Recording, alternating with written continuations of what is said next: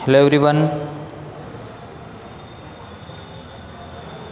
Last lecture में बेटा हमने चैप्टर नंबर 1 के टॉपिक का डिस्कशन कर रहे थे, उसमें गॉस लॉ देखा था और गॉस लॉ के कुछ इंपॉर्टेंट पॉइंट्स देखे थे। ठीक है, आज जो हम डिस्कस करने वाले हो एप्लीकेशन ऑफ गॉस लॉ है। एक्चुअल में there are 3 application of Gauss law and the first one is that filled due to an infinitely long straight uniformly charged wire। देखो ये long straight uniformly charge wired है, जिसमें कौन सा charge है यहाँ पे, प्लस चार्ज है कि नहीं। ठीक है, ये पॉजिटिव चार्ज है यहाँ पे। तो यूनिफॉर्मली स्ट्रेट एक लॉन्ग वायर हमने लिया है, उसमें कितना फील्ड जनरेट हो रहा है, इसमें फील्ड कितना जनरेट होगा ये हमें क्या करना है, इसमें फाइंड करना है। ठीक है, तो ये हमारा टास्क है कि इसमें से जो भी इलेक्ट्रिक फील्ड जो भी हो रहा है, ठीक है, जनरेट हो रहा है, वो हमें इसमें से फाइंड करना है। तो यहाँ पे अपने क्या किया है, एक जो सिलेंडर है ना उसका कटआउट लिया है, एक सिलेंडर है उसका अपने कटआउट लिया है। ये जो कटआउट है वो यहाँ पे शो किया है, देखो ये कटआउट है पूरा क्लियर। उसमें से बीच में से एक लॉन्ग यूनिफॉर्मली थिन वायर यहाँ से पास किया है वो सिलेंडर में से, और यहाँ पे उसका ओरिजिन पॉइंट O है। ओरिजिन पॉइंट O में से यहाँ पे एक ई जो वेक्टर है, मतलब इसमें ई मतलब इलेक्ट्रिक फील्ड हमें कौन से पॉइंट पे फाइंड करना है, P पॉइंट पे फाइंड करना है। दूसरा, दो यहाँ पे हमने लाइन एलिमेंट लिए हैं, P1 and P2 are the 2 line elements which extends the area vector to this point and E is the resultant vector of this 2 line element. Clear, and O is the origin point and the distance between origin point and the point P is R। Clear, now move on to the next diagram. It is a cylindrical surface, cylinder diagram and having a uniformly charged wire। यहाँ पे जो है वो है origin point O, और origin point O से P तक का जो डिस्टेंस है वो कितना लिया आपने, R जितना लिया। तो ये डिस्टेंस अगर R होगा तो यहाँ पे भी डिस्टेंस कितना होगा, R ही होगा।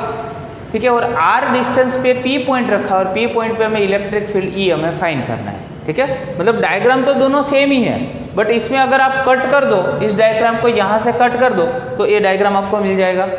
आया समझ में? ठीक है, इस सिलेंडर का हाइट कितनी है, L जितनी। वैसे तो इसको सिलेंडर में हाइट ही होती है, जैसे ऐसे सिलेंडर जब भी खड़ा रहते हैं वर्टिकल स्टेप में तो इसमें क्या होता है, हाइट होता है। तो जैसे आपको इसमें हॉरिजॉन्टल बनाते हैं उसको लेंथ बन जाती है।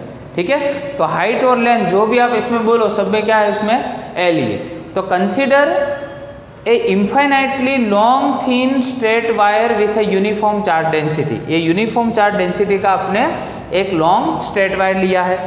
The wire is obviously an axis of symmetry. देखो obviously an axis of symmetry मतलब जहाँ से भी आप कट करोगे सब में दोनों पार्ट में क्या होगा, इक्वल डिवाइड होगा। सिमेट्री के बारे में लास्ट लेक्चर में अपने डिस्कस किया था। Clear, take a radial vector O2P। देखो O2P में जो हमने वेक्टर लिया वो रेडियल वेक्टर है, दैट मीन्स P पे, P डैश पे, P डबल डैश पे कोई भी यहाँ से आप डिस्टेंस मेजर करोगे तो सबका R ही होगा कि नहीं, क्योंकि ये रेडियल वेक्टर है। And rotate it around the wire. देखो वायर के अराउंड ऐसे घूम रहा है पूरा। आया समझ में? The magnitude at P dash, P double dash is same as they are equal distance from the O। मतलब यहाँ से इसका मतलब इलेक्ट्रिक फील्ड का मैग्नीट्यूड यहाँ पे लोगे, इस पॉइंट पे, इस पॉइंट पे, कोई भी पॉइंट पे रेडियल वेक्टर पे यहाँ पे आप कंसीडर करोगे तो सब क्या होगा, सेम ही होगा, इक्वल होगा। Consider a pair of line elements P1 and P2। The a vector extend from this line element sum at the point P which gives the electric field. इसका मीनिंग ये है, वी हैव कंसीडर्ड ये 2 line elements P1 and P2 and from that we extend this line through the point P, we extend this line through the point P and then after E is what, E is the resultant vector, it is sum at the point P। देखो ये summed है, इसका meaning ये resultant vector हो गया, वो electric field हमें provide कर रहा है। ठीक है, तो E is normal to the surface at every point. देखो E क्या है, ये जो सरफेस है उससे ऑलवेज क्या है, नॉर्मल है। दैट मीन्स ऐसा हो गया, अगर ये सिलेंडर है तो ऐसे है। आया समझ में? इस तरह से नॉर्मल पॉइंट है। क्लियर, चलो to calculate E imagine a cylindrical Gaussian surface, hence the surface area of cylinder. Cylinder का सरफेस एरिया का फॉर्मूला क्या है अपने पास, S is equal to 2πr/h था, पर यहाँ पे क्या लेंगे 2πr/l, क्योंकि यहाँ पे जो लेंथ है वही हाइट है। क्लियर? तो ये हो गया सरफेस एरिया ऑफ सिलेंडर। चलो, फ्रॉम गो स्लो, ठीक है। चलो, फ्रॉम गो स्लो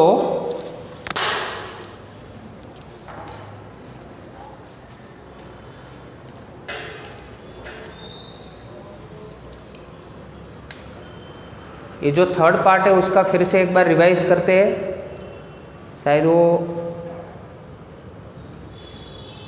वीडियो में इतना पार्ट शायद नहीं आया होगा, तो फिर से इसका एक बार रिवाइज करते हैं। Clear?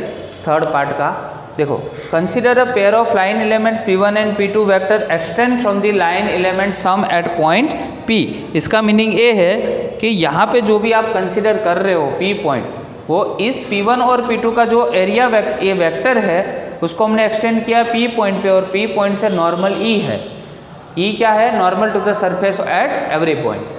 To calculate E imagine a cylindrical Gaussian surface. यहाँ पे अपने कौन सा सरफेस लिया है? Gaussian surface. ये सिलिंड्रिकल लिया है, तो सिलेंडर का सरफेस एरिया क्या होगा? तो S is equal to 2πr/l। क्या होगा?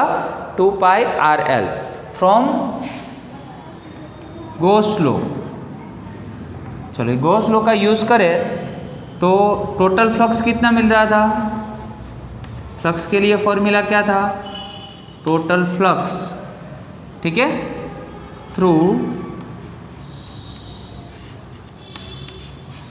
This cylindrical surface. Cylindrical surface में phi is equal to Q/ε0 formula था।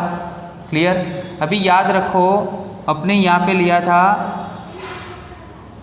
जो कंटिन्यूअस चार्ज डिस्ट्रीब्यूशन था उसमें लिया था linear charge density. Linear charge density, it is not a part of our theory, ठीक है। Lambda is equal to Q/L था, delta Q divide by delta L formula था, उसमें से Q को सब्जेक्ट बनाओ तो Q इज इक्वल टू क्या होता है? Lambda L। चलो, यहाँ पे Q की क्यों पे हम ये रख सकते हैं, तो E इंटू एस हो गया। Phi is equal to E into S था फॉर्मूला, ठीक है, फ्लक्स का, इलेक्ट्रिक फ्लक्स का। Q के रिप्लेस में यहाँ पे बेटा क्या लिखेंगे? लैम्बडा L, और डिवाइड बाई ε0 तो है ही यहाँ पे। चलो, अभी E का फॉर्मूला आप जानते हो, E इज इक्वल टू कितना है? 2πr/l, और ये लैम्बडा L हो गया डिवाइड बाई ε0। इसमें से L क्या हो गया? कैंसल। तो E is equal to lambda divide by 2πε0 और 1/r लिख सकते हैं। देखो R नीचे गया, 2π के साथ हमने ε0 लिख दिया, ठीक है। ये हो गया स्केलर फॉर्म, मतलब मैग्नीट्यूड के फॉर्म में। अगर वेक्टर फॉर्म में लिखना हो तो कैसे लिखेंगे? वेक्टर फॉर्म में। क्लियर? तो वेक्टर फॉर्म में यहाँ पे लिखते हैं E इज इक्वल टू क्या लेंगे? Lambda divide by 2πε0 1 divide by r और n कैप। n कैप का मीनिंग है यो यूनिट वेक्टर है। क्या है? यूनिट वेक्टर है। n cap is a unit vector in the direction of E। Electric field की डायरेक्शन में यूनिट वेक्टर है। तो मोस्ट इम्पोर्टेंट फॉर्मूला हमारा क्या बना? तो इस फॉर्मूला को आपको याद रखना है। यूनिफॉर्मली लॉन्ग स्ट्रेट वायर के लिए, ठीक है, फील्ड अगर फाइंड करना हो, field due to infinitely long straight wire, field due to infinitely long straight wire, lambda divide by 2πε0 into 1/r formula होगा।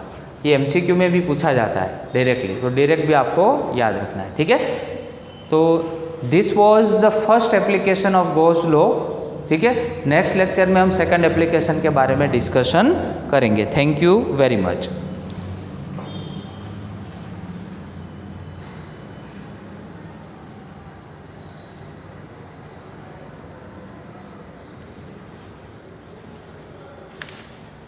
लास्ट जो टर्म था उसमें मैंने वेक्टर फॉर्म यहाँ पे डिफाइन किया है, आप देख सकते हो E is equal to lambda divide by 2 pi epsilon nought into 1 by R, और E is equal to lambda divide by 2 pi epsilon nought into 1 by R into N cap.